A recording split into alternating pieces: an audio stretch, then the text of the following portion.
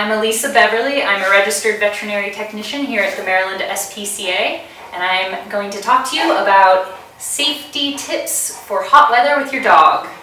When the weather is dangerously high the way it's been, so anything over 80 degrees and high humidity like we've been having here in Maryland, there are a few steps that you can take to make sure that your dog stays safe but also gets some time outside. So one of the biggest things you can do for your dog is to use a harness during hot weather.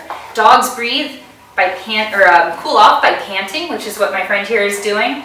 And when you put tension on their collar with their leash, it can stop the air from flowing as efficiently, and they can overheat that way. So using something like this, which is a freedom harness, can greatly reduce the amount of pressure that's on their neck.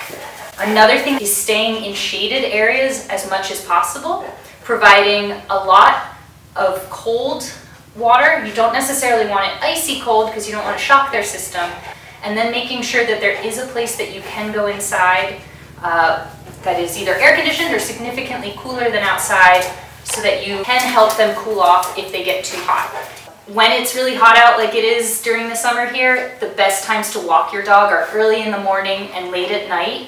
It doesn't take very long at all for a dog to overheat. So making more frequent, just quick potty breaks instead of long walks are definitely a safer option in this weather. And then you also have to think that they're walking with their bare feet on the cement. You really want to make sure that it isn't too hot for them. If you can't hold the back of your hand on the cement for more than 5 seconds, it's too hot for their paw pads.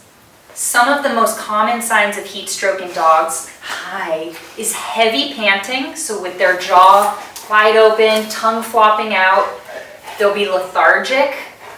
They will potentially try to sit up like she's doing, but then slip back down because they don't have the energy. You're going to feel that they feel pretty hot to the touch. They might actually start to dry out. You'll see that they might even start to feel tacky around their gums. Their saliva will start to dry out.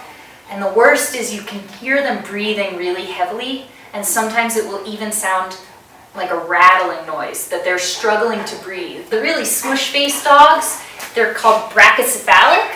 They are going to be even worse off in this weather. So all of the bulldog owners or the Frenchies or the pugs need to be extra careful when the weather is hot, because unlike my big Mastiff friend here who has a really long snout that helps cool the air off that she's breathing in, those little smush faces can't do that. The shorter the snout, the shorter the time outside.